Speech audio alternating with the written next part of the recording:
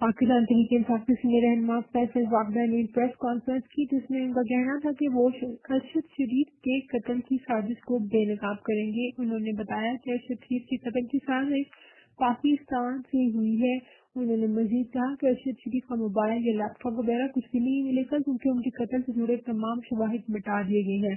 فیصل واگڈا نے کہا کہ ارشد شریف کو پلان کے تحت پاکستان سے ٹریپ کیا گیا اور وہ ایسے لوگوں پر اعتماد کر گیا جو اس کے بہت قریب تھے۔ اس کے علاوہ انہوں نے کہا کہ دبئی اور کینیا تک سازشی لوگوں نے ارشد شریف کو ٹریپ کیا۔ کولڈ بلڈڈ پلان تھا۔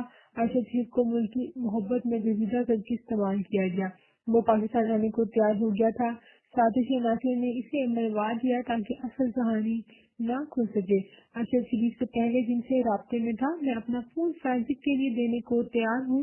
اس کہانی کے پورے مقاصد حاصل نہیں ہوئے۔ انہوں نے کہا کہ ارشد کو گاڑی کے اندر سے یا قریب سے گولی ماری گئی ہے۔ بچہ اغوا ہونے کی صورت میں یہ بات بالکل درست نہیں بنتی، اس پر گولیاں مار دی جاتی۔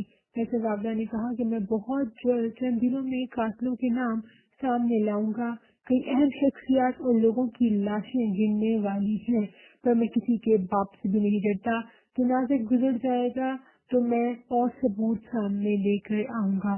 ان کا مزید کہنا تھا کہ عمران خان نے لانگ مارچ کا ارادہ کر لیا ہے، لیکن اس مارچ میں صرف خون ہی خون اور لاشیں ہی لاشیں نظر آ رہی ہیں۔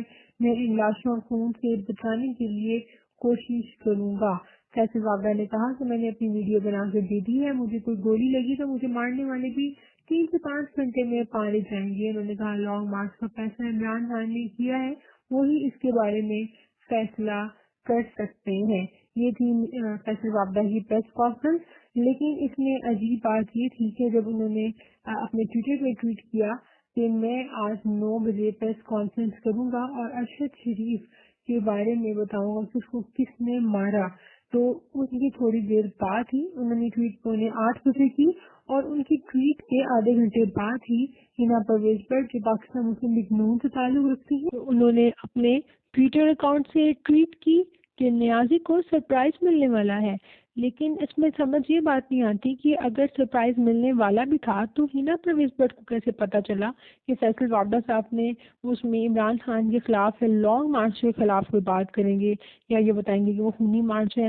تو یہ لنک کچھ سمجھ نہیں آیا کہ ہنا پرویز صاحبہ کو کوئی خواب آ گیا تھا کہ سرپرائز ملنے والا ہے۔ اور دوسری حیران کن چیز اس میں یہ تھی کہ پی ٹی وی جس نے آج تک عمران خان کی کوریج نہیں دی، انہوں نے اس فیصل واگڈا کی جو پریس کانفرنس تھی اس کی پوری پریسر کی کوریج دی، اور ان کے علاوہ باقی تمام چینلز نے بھی دی، وچ از ویری فشی اینڈ اسٹرینج، کیونکہ ان لوگوں نے تو کبھی عمران خان کو کوریج نہیں دی، تو پھر ایک پی ٹی آئی رہنما کی کوریج کس طرح دے سکتے ہیں؟